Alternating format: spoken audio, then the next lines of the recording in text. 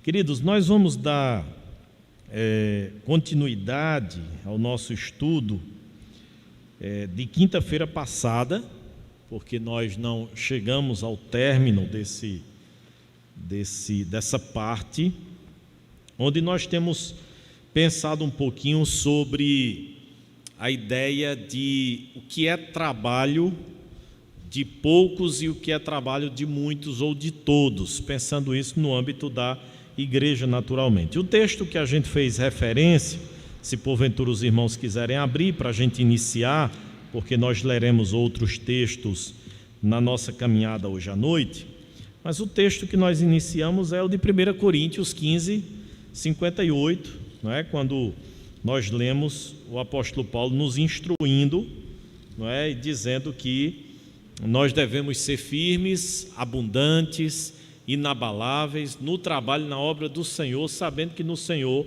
o nosso trabalho não é vão. Então abram aí 1 Coríntios 15, 58.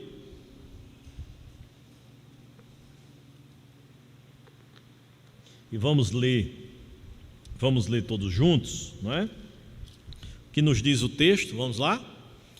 Portanto, meus amados irmãos, sede firmes, inabaláveis e sempre abundantes na obra do Senhor, sabendo que no Senhor o vosso trabalho não é vão. Então, nós temos pensado um pouco, queridos irmãos, sobre quem tem trabalho na videira, ou quem deve estar envolvido com o trabalho da videira. Lembrando, queridos, que nós temos usado essa metáfora, essa comparação da videira e da treliça.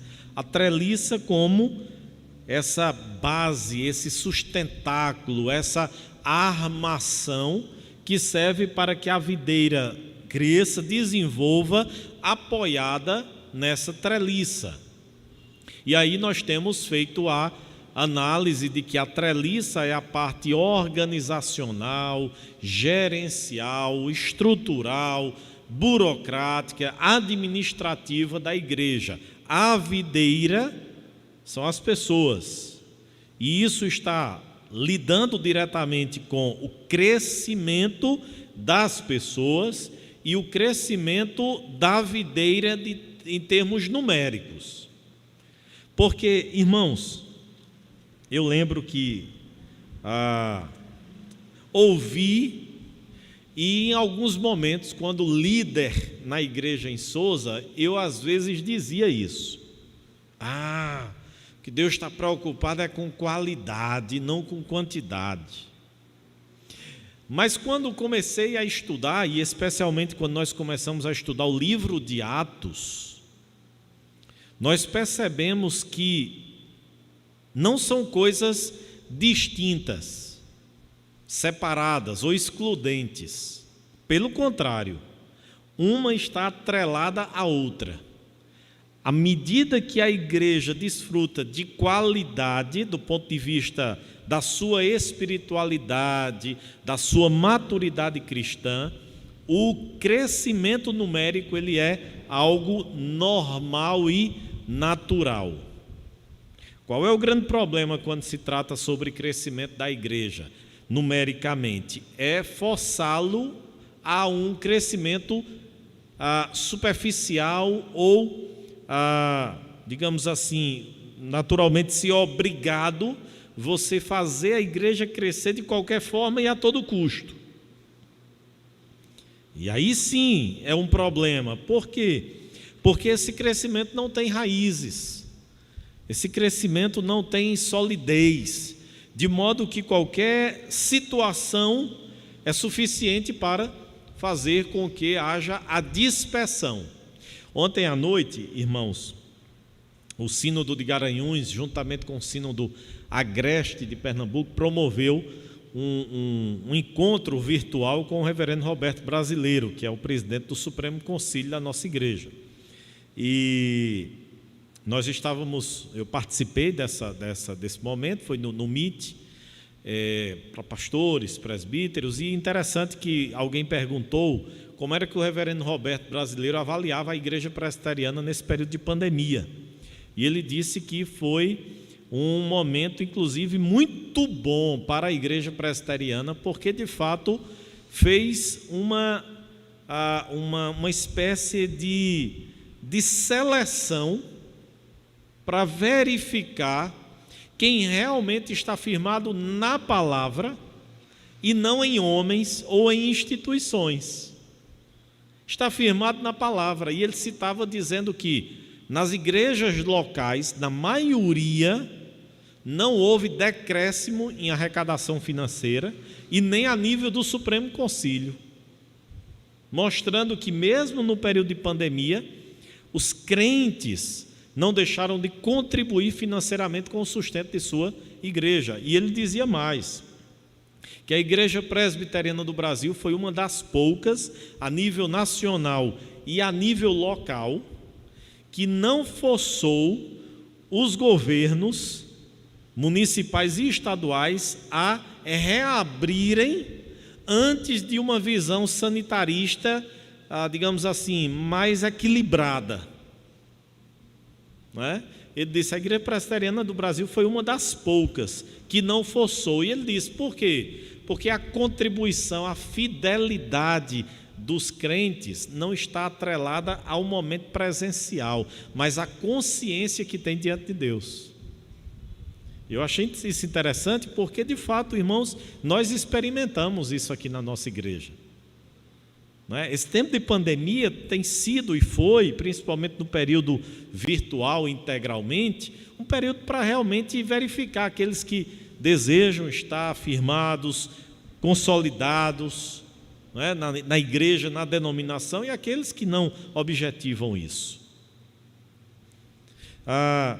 Então o crescimento, não é? E eu achei interessante isso, porque o crescimento, quando ele é súbito, quando ele é repentino, quando ele é forçado, programado, planejado, ele corre o risco de ser muito superficial, muito a sua queda, o seu declínio também muito rápido. Vou só exemplificar. Quando alguém procura um cirurgião bariátrico, não é? Excesso de peso, lidando com diversas doenças, enfermidades, as pessoas pensam que é assim, vão chegar no cirurgião, ele vai pedir ali os exames, no outro dia vai marcar a cirurgia, você vai para uma mesa cirúrgica, ele vai lhe operar, com 10, 15 dias depois você vai estar ali magérrimo. Não é? Não. Ele vai ter um acompanhamento psicológico, nutricional, você tem que perder uma certa quantidade de peso antes da cirurgia, para que a cirurgia não seja tão arriscada. É todo um processo que, quando você imagina que vai perder tudo aquilo para ainda chegar à cirurgia, aí depois da cirurgia outro processo, pessoas que demoram meses e anos para realmente chegar num peso ideal. Por quê? Porque a ideia é de que não volte repentinamente, não volte rapidamente. Essas dietas malucas que muitas vezes as pessoas fazem, dentro de 15 dias, 20 dias perdem 10, 15 quilos, mas rapidamente, numa semana, recuperam. Quando você vai num nutricionista, não precisa nem ir num cirurgião bariátrico, basta você ir numa nutricionista, ela vai lhe orientar você a perder peso gradativamente, aos poucos, 500 gramas, 1 quilo, 1,5 quilo, 2 quilos, até você diminuir. Para quê? Para que você não possa voltar aquilo ali rapidamente, abruptamente. Então, queridos, trazendo essas situações para o crescimento espiritual, não é diferente. E numérico, a igreja precisa crescer numericamente, mas isso precisa ser algo natural, para que ela tenha solidez, para que ela tenha raízes, para que esse crescimento tenha condições de suportar os ventos revoltos que a vida traz. Então, nós não podemos dissociar, tornar excludentes. Nós precisamos, pelo contrário, entender que qualidade gera naturalmente quantidade. Então, a igreja precisa se preocupar com a sua qualidade e, naturalmente, a quantidade, ela acontece, ela se desenvolve. Então, a gente está pensando um pouquinho sobre essa responsabilidade que cada um tem de trabalhar na videira, de ser ativo. agente ativo, participativo no crescimento e no desenvolvimento da videira, não é? E a gente tem aquela frase clássica: ser um discípulo é ser um fazedor de discípulo. Irmãos, aqui a gente está pensando de forma holística, de forma universal, geral, global. Essa é a mensagem do Evangelho. E aí eu vou sempre formulando a pergunta clássica: se entendermos que todos nós, discípulos de Jesus, temos que fazer outros discípulos para Jesus, a pergunta é: há alguém desocupado na igreja? Há alguém ocioso na igreja? Há alguém que, quando questionado lá fora, pergunte ou responda, quando questionado lá fora: o que é que você é na igreja? Não sou nada. Com essa concepção, irmãos, nós podemos dar essa resposta? De modo nenhum. Nós damos essa resposta quando nós associamos a responsabilidade a cargo na igreja, a ofício. Aí, quando nós associamos responsabilidade como discípulo a ofício, a cargos, a funções na igreja, aí tudo bem. Quando nós não as temos, nós respondemos para as outras pessoas: o que é que você é lá na igreja? Eu não sou nada.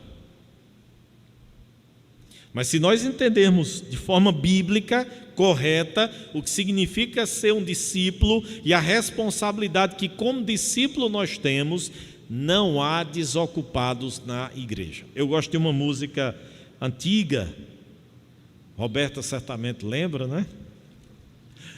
Mas outros mais aqui lembram. É uma música do Armando Filho, que é intitulada Não Há Inúteis na Casa do Pai. E a canção trabalha essa ideia: não há inúteis na casa do Pai, nós somos todos especiais. E aí ele vai desenvolver a ideia de que nós temos responsabilidades na igreja. E de fato, irmãos, não há inúteis.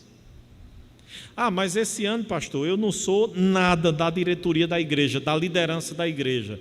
Não tem problema. Mesmo assim, você não deixou de ser útil.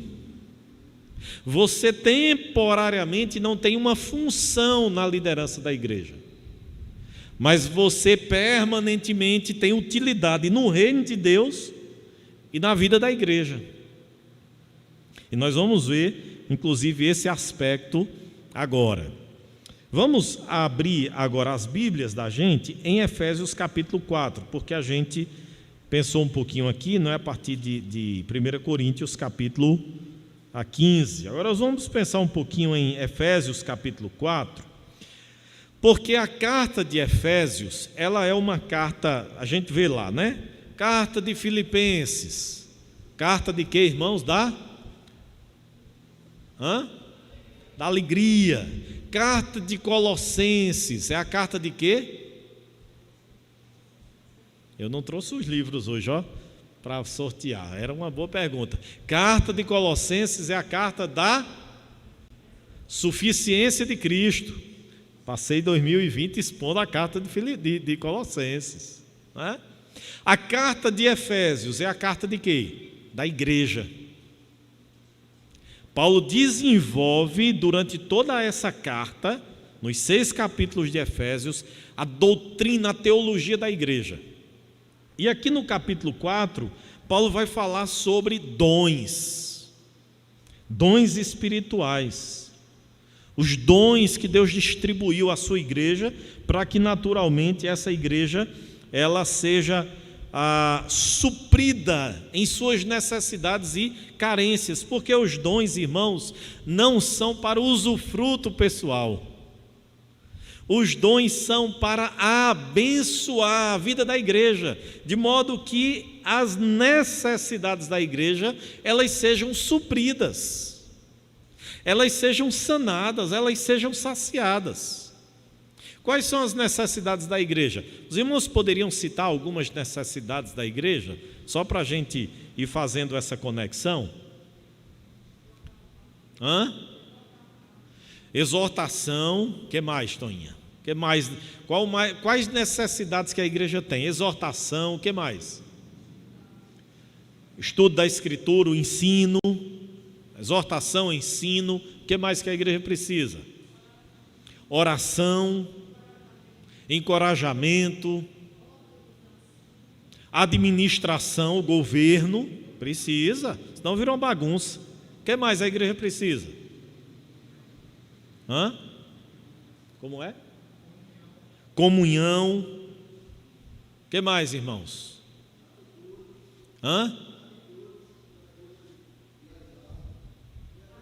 Isso, serviço, né? Vamos dar atitudes como serviço, Barbosa. Serviço, a igreja precisa disso. A igreja precisa de que mais, irmãos? Dinheiro. Vocês sabiam que a Bíblia chama liberalidade como um dom? O que contribui, seja o quê? Liberal, faça com alegria. A igreja precisa de recursos para sustento. Então a igreja precisa de exortação, administração, governo, oração, comunhão, serviço, não é?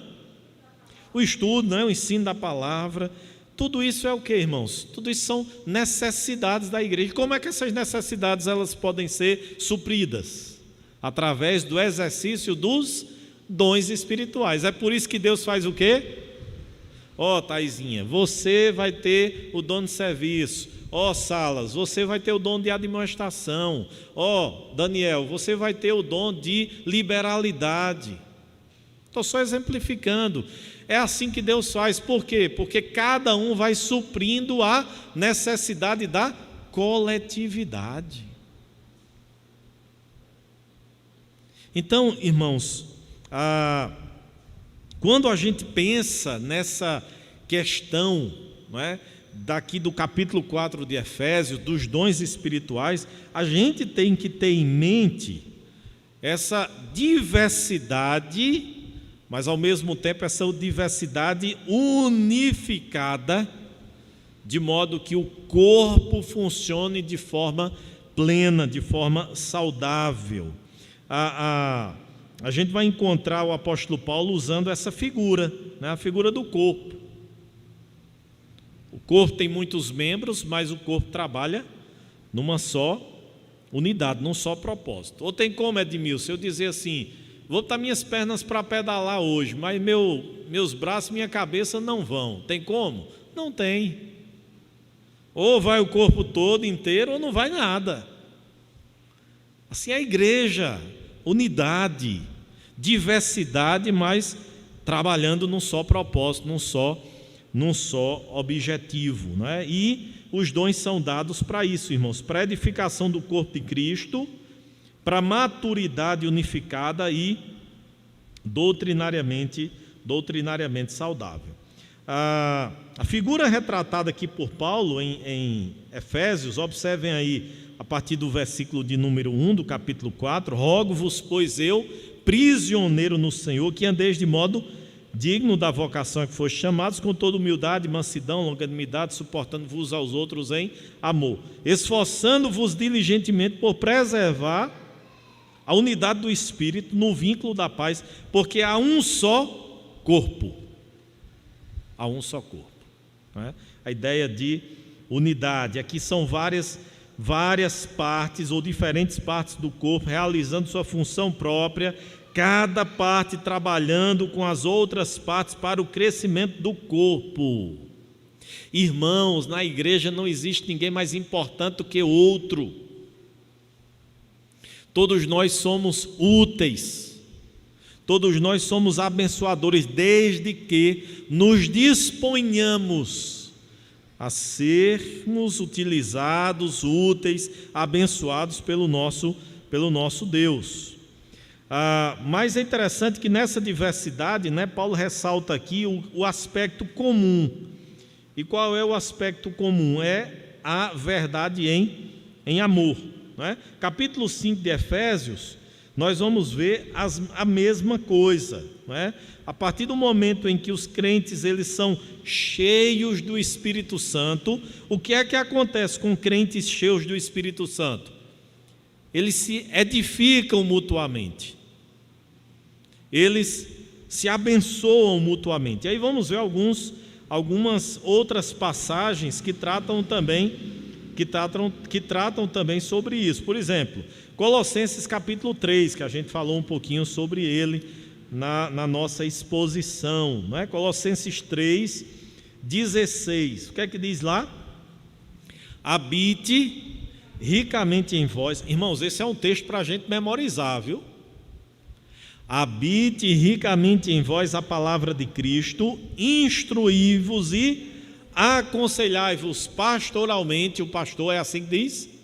Mutuamente, em toda a sabedoria, louvando a Deus com salmos, hinos e cânticos espirituais e tal. Mas isso é resultado de quê? Isso é resultado de quê? Isso é resultado daquilo que Paulo trabalhou lá em Efésios. Vamos voltar para Efésios, para a gente ir fazendo aqui as conexões. Eu citei que o capítulo 5 de Efésios também desenvolve a mesma ideia. Onde?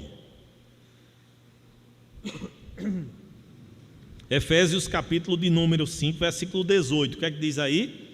E não vos embriagueis com vinho, no qual há confusão, há dissolução, mas cheios do Espírito. Aí vai os particípios. O que é que Paulo diz? Falando entre vós com salmos, entoando e louvando de coração com hinos e cânticos espirituais, dando sempre graças por tudo a nosso Deus e Pai, em nome de nosso Senhor, sujeitando-vos uns aos outros no temor do Senhor. Aí ele conecta com o versículo 22, as mulheres sejam submissas. Esse versículo 21 ele é central aqui para conectar todas as relações com sujeição. A gente tende a pegar só a mulher seja submissa ao marido, como convém no Senhor, a mulher tem que ser, não é, subserviente. Se esquece de que o versículo 21 ele dá a tônica de todo o capítulo, e especialmente sobre sujeição, mostrando que não é apenas a mulher que deve se sujeitar ao marido, mas nas nossas relações interpessoais nós devemos nos submeter uns aos outros, claro, irmãos, desde que esses outros estejam como? Cheios do Espírito Santo, falando entre vós com salmos, hinos, louvando a Deus. Versículo 16 de Colossenses 3, instruí-vos e aconselhai-vos, depois de acontecer o quê? Habite ricamente em vós a palavra de Cristo. Aí sim, instruí-vos e aconselhai-vos mutuamente. Por quê? Porque a nossa submissão, a nossa sujeição, ela não está condicionada à pessoa, ela está condicionada à palavra. Aí a gente pode aproveitar e relembrar desse período da Reforma Protestante, quando Martinho Lutero dizia: a minha mente é cativa à Escritura. A minha vontade é cativa à Escritura. Eu me sujeito ao que a Escritura diz. Eu renego tudo aquilo que eu propaguei, que eu escrevi, que eu ensinei, desde que vocês me provem, à luz da Escritura, que eu estou errado. Então, a nossa sujeição, ela não está condicionada a pessoas, ela está condicionada à palavra. Porém, pessoas que falam a palavra à nossa vida, nós devemos o quê? Sujeição. Nós devemos sujeição, não é? Romanos 15, 14, volte um pouquinho aí também, só para, assim, mostrar aos irmãos como é intensa a quantidade de textos, não é? No sentido da responsabilidade mútua que nós temos. Romanos 15, 14. Como essa responsabilidade, ela não fica digamos assim, restrita a um indivíduo ou a um grupo específico na igreja. Como é uma responsabilidade mútua. E, queridos irmãos, deixa eu ser bem claro para os irmãos. Enquanto nós não entendermos a mutualidade do pastoreio, a igreja ela vai sempre ter limitações. Preste bem atenção nisso. Enquanto a igreja não entender a responsabilidade do pastoreio mútuo, ela sempre vai ter limitações. Aí alguém pode dizer, o senhor está querendo tirar o seu da reta, né? Como uma linguagem mais chula, nós podemos dizer, né? O senhor está querendo tirar o seu da reta. Não, irmãos, não é questão de tirar o meu da reta, é questão de entender que se nós não absorvermos o sentimento de pertencimento ao reino de Deus, à igreja do Senhor, e as responsabilidades que esse pertencimento implica, a gente vai deixar de abençoar e de ser abençoado, e talvez a gente vai até atrapalhar. Há pessoas que dizem assim, olha, se não atrapalhar já ajuda, não é verdade? Isso se aplica num contexto normal, talvez aí por fora, mas na igreja do Senhor não é assim. Se você não ajudar, você já atrapalha. Mas eu não critico a igreja, eu contribuo direitinho, eu não tenho briga com ninguém, eu só não conto comigo para nada. Já atrapalha. Por que atrapalha? Porque vai ficar uma lacuna, vai ficar um espaço não preenchido pelo exercício do dom que Deus te deu. Então aquela lacuna não vai ser suprida por outra pessoa, vai ficar lá e vai gerar deficiência no desenvolvimento, no avanço, no progresso da igreja. Irmãos, estão me entendendo o que eu estou dizendo? Eu não estou falando aqui de cargos. Não estou falando de ofícios, não estou falando de funções. Os cargos, as funções existem? Claro que existem, vão existir sempre.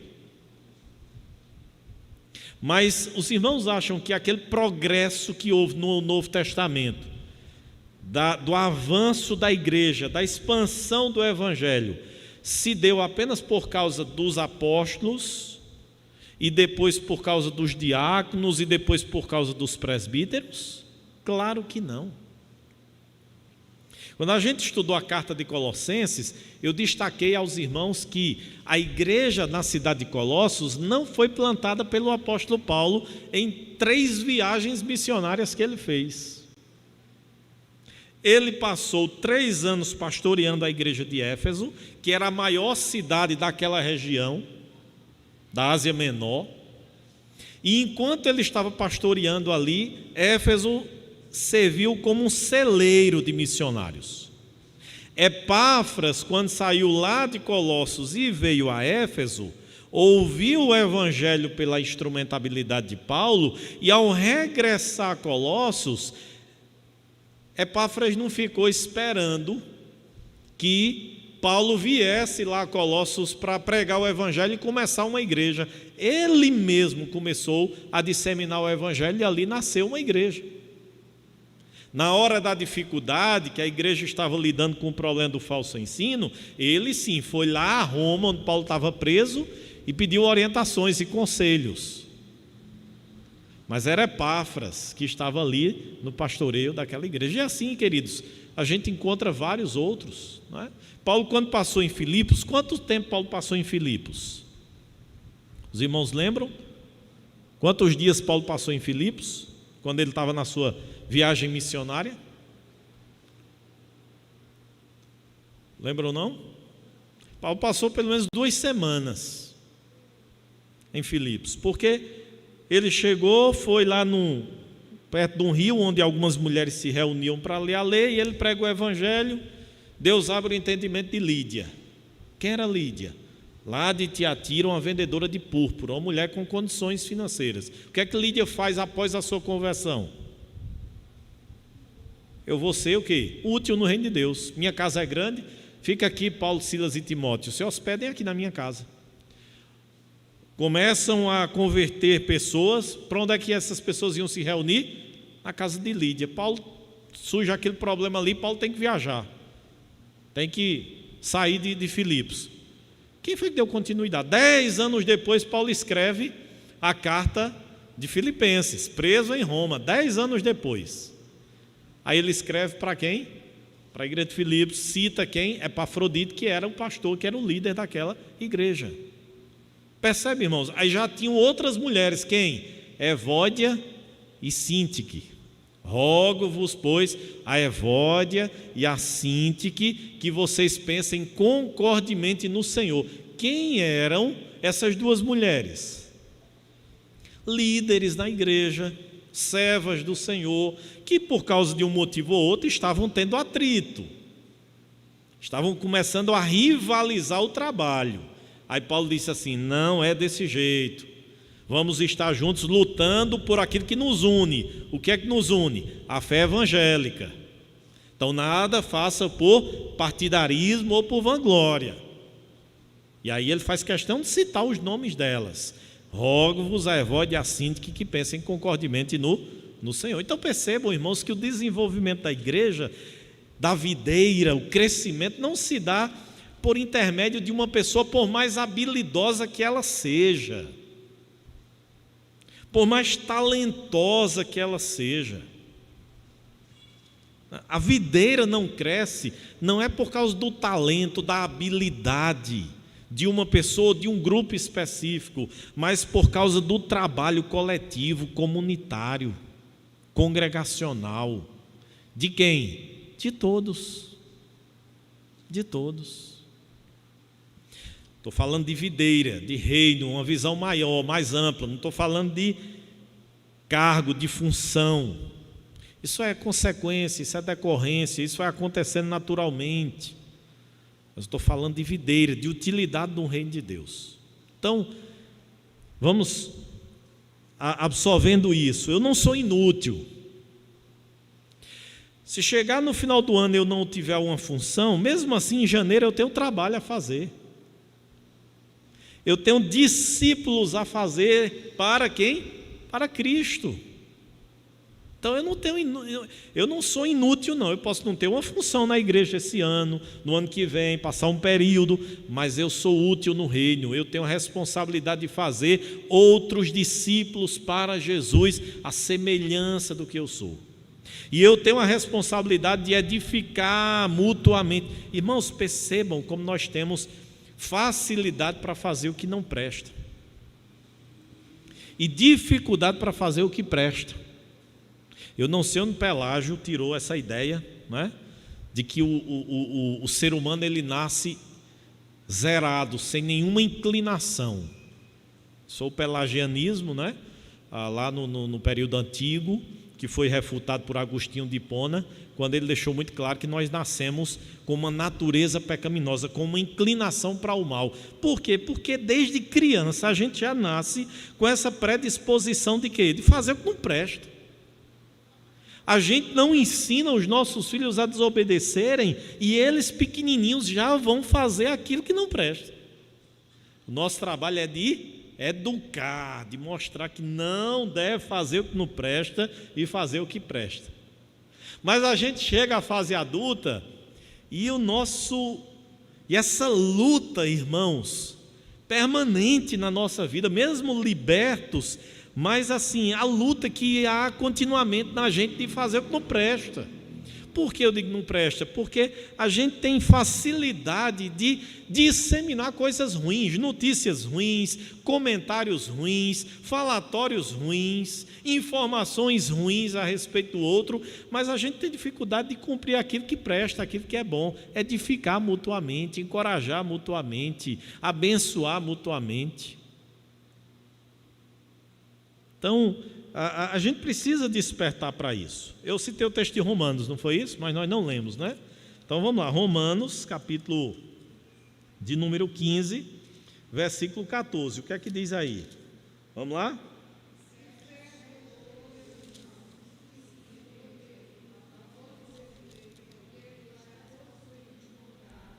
Cheios de todo conhecimento, ou quê? Aptos para vos admoestarem uns aos outros. Aptos para vos admoestarem uns aos outros. A gente precisa entender o seguinte, Paulo diz aqui, possuídos de quê? E de todo o conhecimento. Aí é preciso a gente também frisar que às vezes,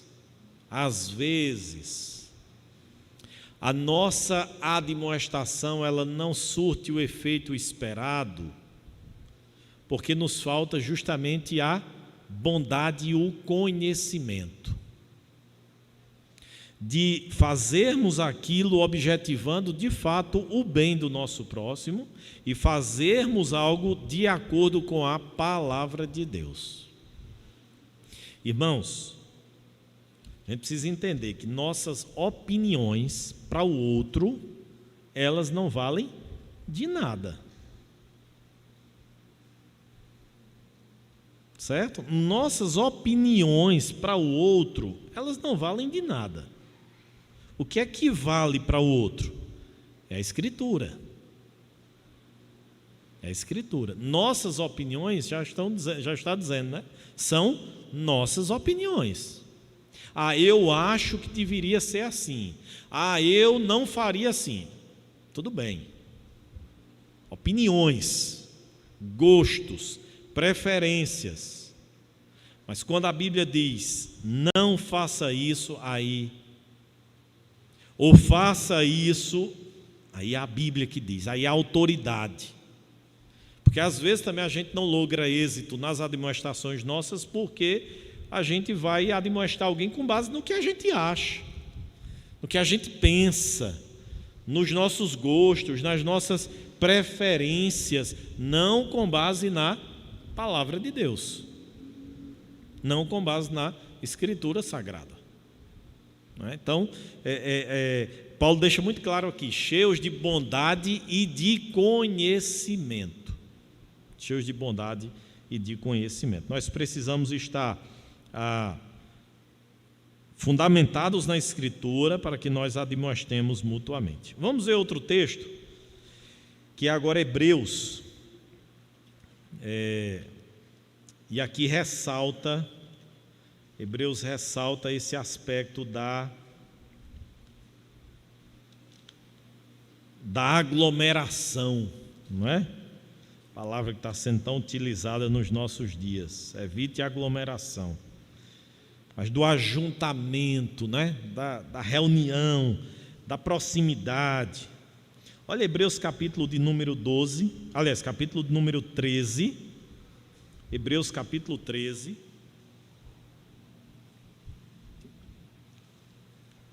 3, irmãos, eu estou com o versículo na mente, é versículo 12 e 13, mas é do capítulo 3.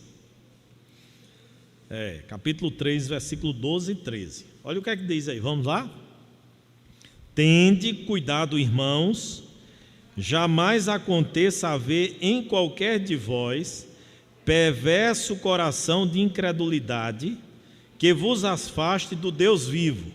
Aí assim, percebam que o autor está dizendo para a gente ter cuidado para que o nosso coração não seja tomado de perversidade, de incredulidade.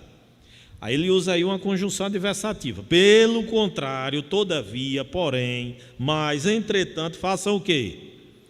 Exortai-vos mutuamente cada dia, durante o tempo que se chama hoje, a fim de que nenhum de vós seja endurecido pelo engano do pecado. O que é que o Hebreus está dizendo aí? Não deixe de congregar. Não deixe de estar no ajuntamento, num grupo, numa coletividade. Não deixe. Por quê? Porque nessa coletividade vai ter o quê? Admoestação mútua, correção mútua, encorajamento mútuo. Vai ter ali. Todo mundo vai fazer isso. Não, querido, é justamente a ideia do corpo.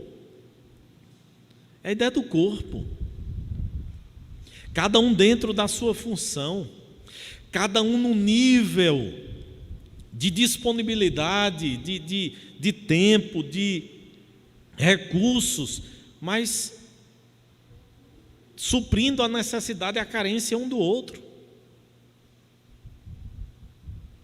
O importante é que a gente entenda que não podemos nos distanciar do convívio da igreja. Não podemos nos distanciar. Aí, irmãos, é necessário que a gente frise. Igreja tem problema. Igreja tem gente ruim. Aí eu vou perguntar: sua família tem problema? Na sua família tem gente ruim? E você deixa de amar sua família? Você deixa de ajudar o outro? Então, sou uma pessoa de coração extremamente endurecido. Mesmo assim, quando do sangue da gente erra, a gente dá até um cascudo lá para corrigir, mas a gente não admite que um de fora venha fazer isso, não. A gente dá um cascudozinho, mas o outro vier e diz: não, você não. Aqui é meu irmão, aqui é minha irmã, aqui quem corrige sou eu. Você não venha, não. É família, é sangue, a gente ama, a gente quer ver bem, a gente não abandona, a gente não vira as costas. Igreja do mesmo jeito, só que numa coletividade, numa congregação. Não somos unidos pelo sangue, zero negativo, né? O negativo, O positivo, A, B, mas nós somos unidos pelo sangue. O sangue de quem? O sangue de Cristo. Somos unidos pelo sangue de Cristo. E nessa unidade nós precisamos entender: vai ter dificuldade, vai ter problema, e a gente precisa administrar. A gente precisa lidar com esses problemas, com essas dificuldades no relacionamento. Mas igreja, a gente nunca deve deixar de congregar. Eu até concordo, irmãos, que você pode até congregar em outro lugar. Agora, você não pode deixar de congregar. Você não pode deixar de estar num ajuntamento. Você não pode deixar de estar numa comunhão de santos. Se a questão doutrinária, litúrgica não convém, não lhe agrada, não lhe satisfaz, beleza. Você pode congregar num ambiente outro, diferente, mas é necessário congregar. O que não podemos é ficar em casa. O que não podemos é negligenciar a nossa vida congregacional, a nossa vida mútua. Vamos mais, irmãos. Eu fiz uma pergunta aqui há uns dias e alguns acanhadamente, né, no primeiro momento, depois foram se soltando mais, mas a pergunta clássica, né? Todo cristão é um missionário? E por que é que a gente só chama um de missionário? Missionário William, porque o William fez o IBN. Por que é que a gente não chama missionária Maria, missionária Toinha? Claro, irmãos, há uma formação acadêmica para tal propósito, para tal área de atuação. Mas no sentido da responsabilidade, quem é missionário? Todo crente. Todo crente é um missionário, todo crente é um disseminador de quê? Da palavra de Deus, das verdades do Evangelho. A maioria das referências que temos considerado nas epístolas se refere a cristãos falando a verdade da palavra de Deus, uns para os outros. Uns para os outros. Qual foi, queridos irmãos, cite aí uma das grandes missionárias da Bíblia Sagrada. Cite o nome dela. Uma das grandes missionárias da Bíblia Sagrada. Cite aí o nome dela. Quem lembra? Quem? Sim, Lídia. Quem mais, Toninha? Cite aí nomes aí de grandes missionárias. Maria. Mas vocês sabiam que tem uma grande missionária que nem o nome dela aparece na Bíblia? Já ouviu?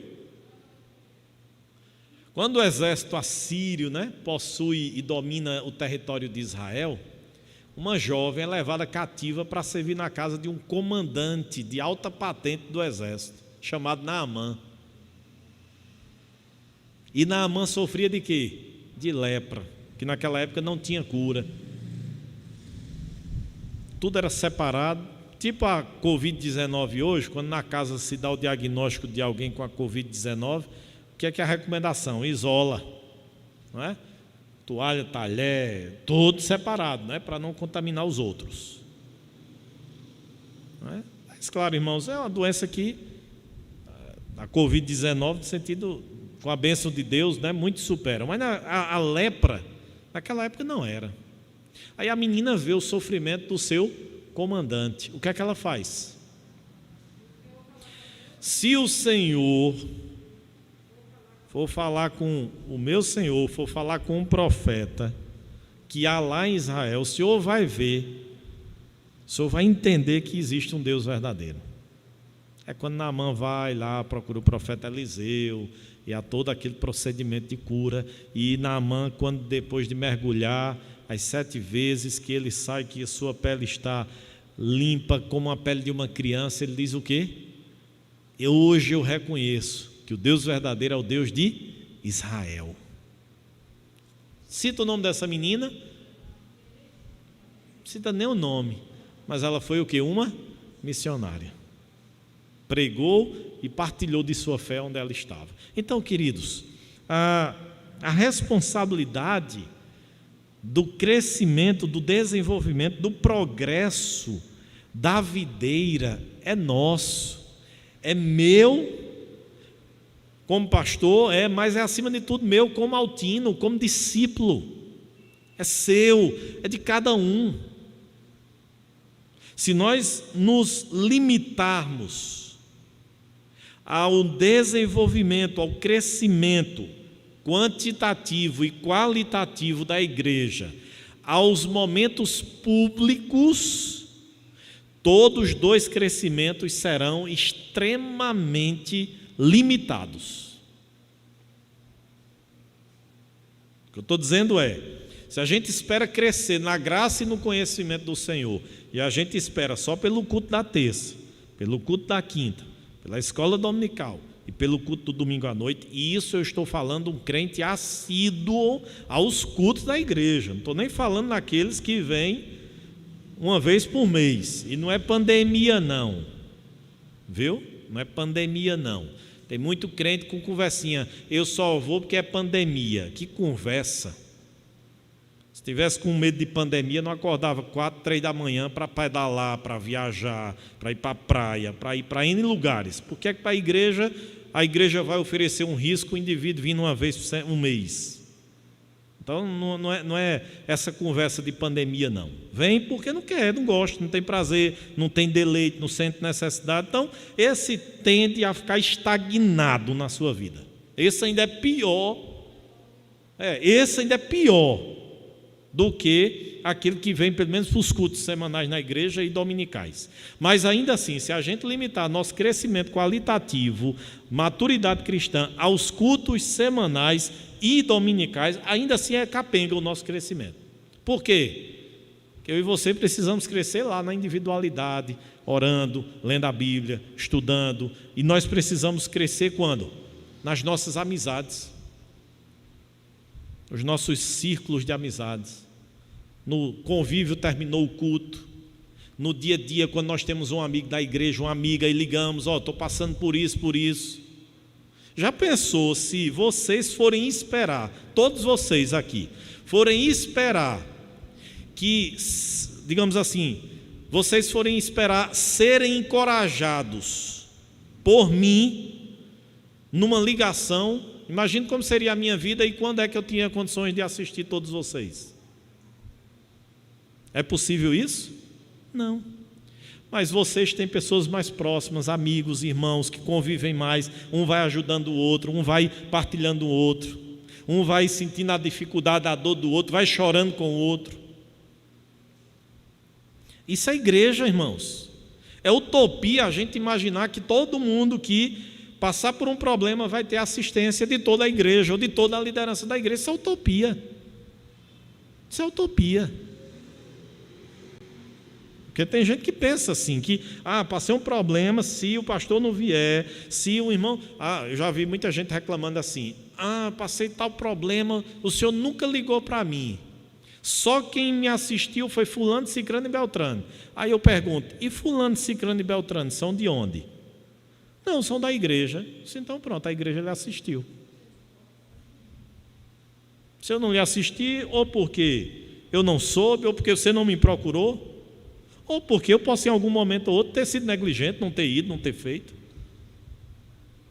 N situações. Mas não teve um irmão da igreja lá que assistiu? Eu citei aqui um exemplo há uns dias atrás que aconteceu. Não é? Eu estava impossibilitado de ir visitar uma família da igreja que tinha perdido o pai. Mas o presbítero Nicélio com a família, junto com o irmão Diácono Edson com a família, foram lá e visitaram e assistiram. Quem é que estava lá? A igreja.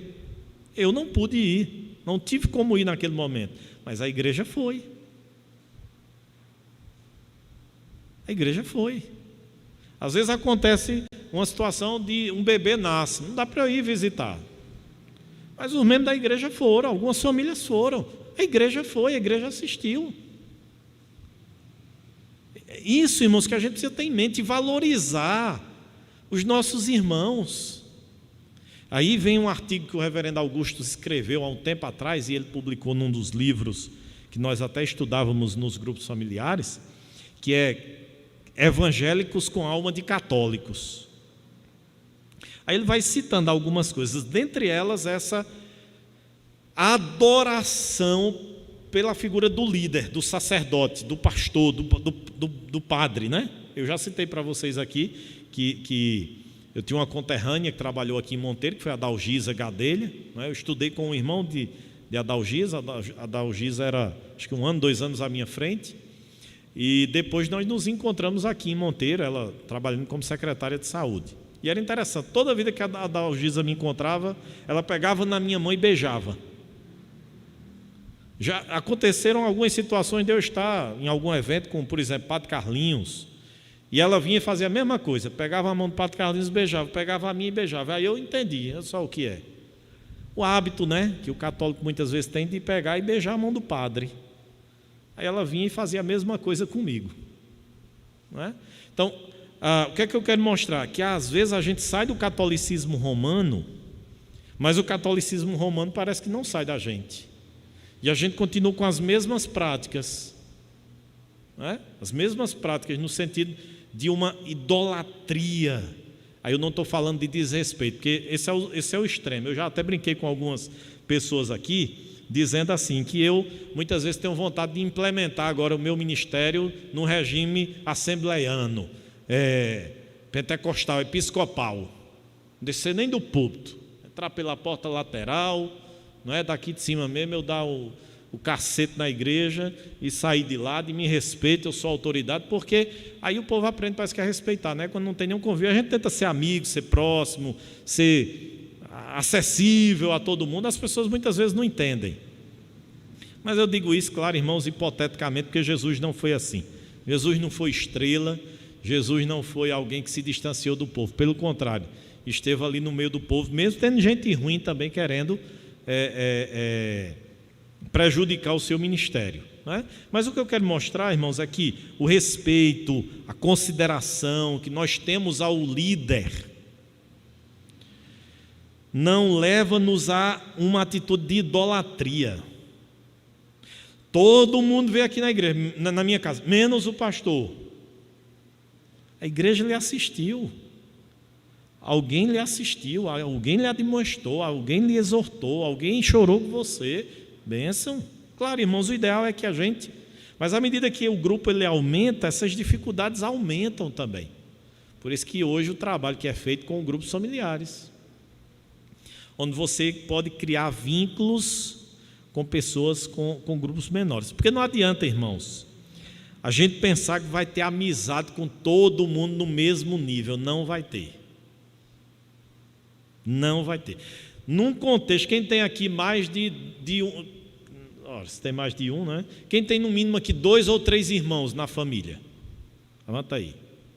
Você tem o mesmo nível de amizade, mesmo são irmãos, mas é o mesmo nível com todos, ou você tem aquele mais? Tem.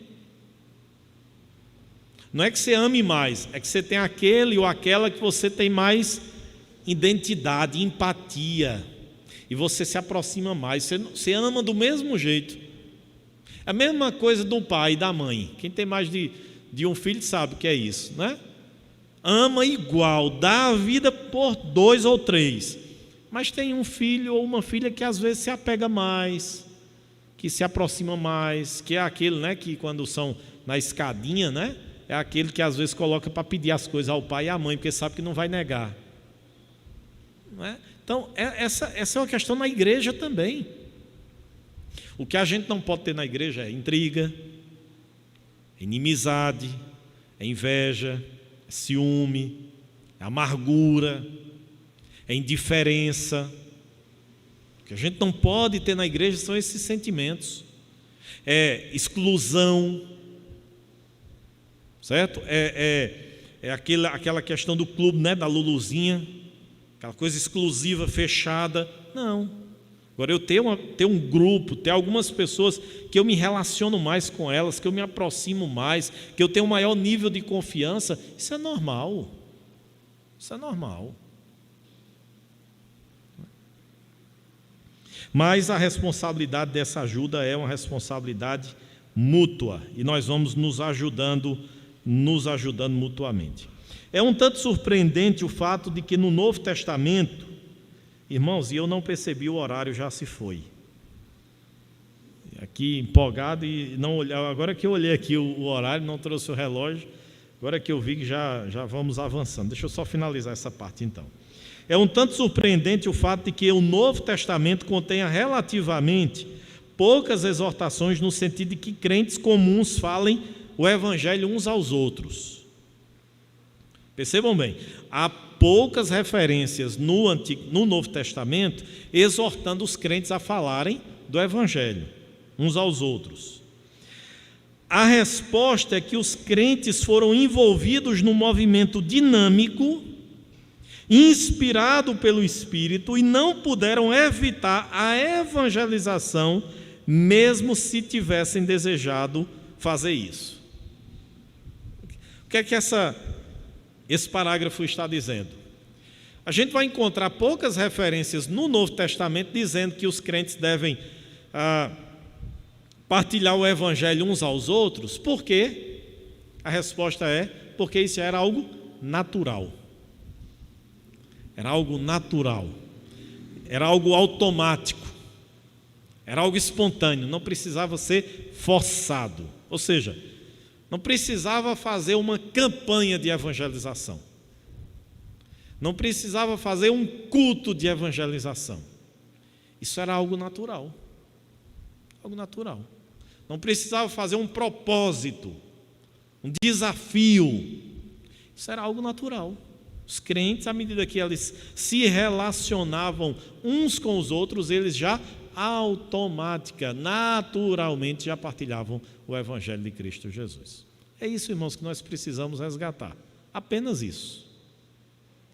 Para que no nosso dia a dia, nas N oportunidades que nos surgem, nós possamos partilhar o Evangelho para outras pessoas. E aí sim, a videira vai crescendo, vai desenvolvendo, vai progredindo naturalmente. Naturalmente. Amém, irmãos? Muito bem. Vamos parar por aqui. Na próxima quinta, a gente dá continuidade.